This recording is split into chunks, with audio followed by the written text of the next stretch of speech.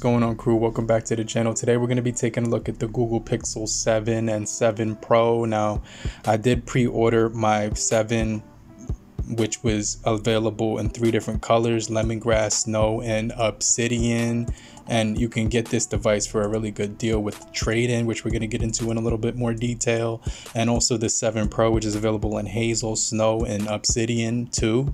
But let's just jump into this device hands-on and first impressions and stay locked in, okay?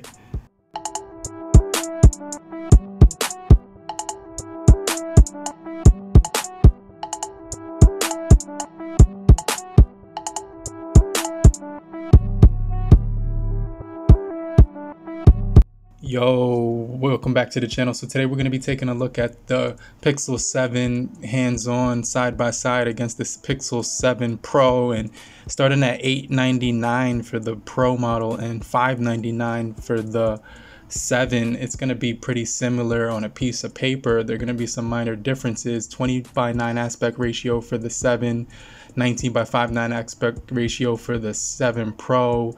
The 7 Pro is going to have a 6.7-inch display with 512 pixels per inch versus the 7, which is going to have a 6.3-inch display at 416 pixels per inch, 90 hertz on the 7 and 120 hertz on the 7 Pro, right? So those are some of the big differences with the screen. They're both going to be having the screen scratch resistance of Corning Gorilla Glass Victus with the always on display, now in playing feature, at a glance feature 2. And as far as the cameras, 4K 60 on both cameras, and you're going to be getting some really nice aluminum polished aluminum frame on the 7, but on the Pro is going to be the polished aluminum frame. So matte material on the 7, but polished on the 7 Pro. Okay, hit the like button.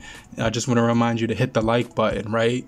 But as far as the specs, 12 gigabytes of RAM on the 7 Pro, 8 gigabytes of RAM on the 7, and you can get the 7 Pro at 512 gigabytes of internal storage versus the maximum of 256 on the 7. So I just want to kind of throw that out there. We also do have the updated Titan M2 security chip, security core, with a built-in VPN powered by Google One coming soon on both of these devices. Facial unlock, which is a new feature for both of these devices when we compare them to the prior model, which is the 6 and the 6 Pro. And we also do get that in-display fingerprint sensor on both of these guys. And as far as the processing chips, we do got that Google Tensor G2, which is the 2nd generation of the Tensor chip. Okay, going through the cameras, you're going to notice that we do have a slight difference. Both have 50 megapixel cameras, which are exactly the same. 12 megapixel ultra wide cameras with autofocus on the Pro, but on the 7 it's not going to have the built-in autofocus. Okay, now we do get a extra camera, which is a 48 megapixel camera on the 7 Pro, and both of these devices have the identical 10.8 megapixel camera around front. So they're both going to be offering some really cool features like you know, photo unblur. There's going to be macro focus on the 7 Pro, which is where they get that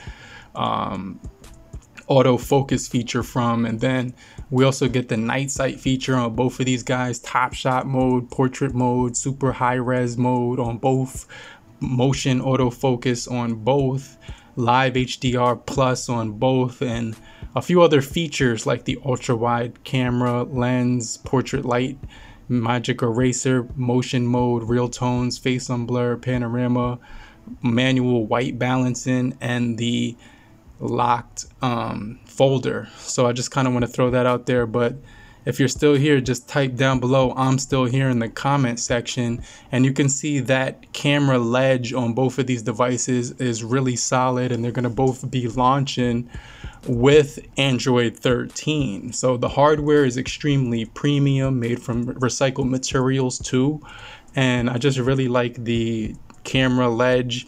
It's going to be updated, more sleek, more stealth. It's going to definitely have a nice feel in the hand.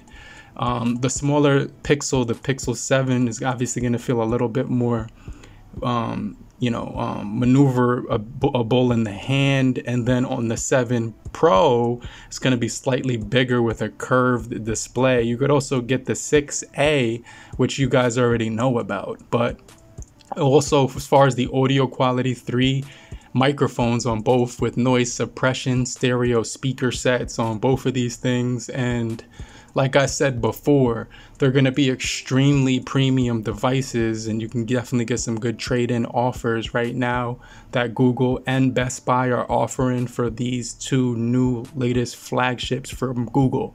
So I did put my pre-order in, and I was able to get $300 off with the 4A. The 6 can give you $440. And then if you trade in the 6 Pro, obviously you're going to get a little bit more money on the deal.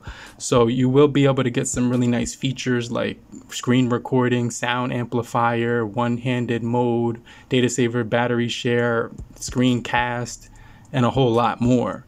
So honestly, these things do have the nice features. 5G version 3, 1080 by 2400 on the 7, 1440 by 3120 on the 7 Pro with the OLED panels on both. But let me know what you guys think about the Google Pixel 7 and 7 Pro, and I'll get right back with you later, group. Peace.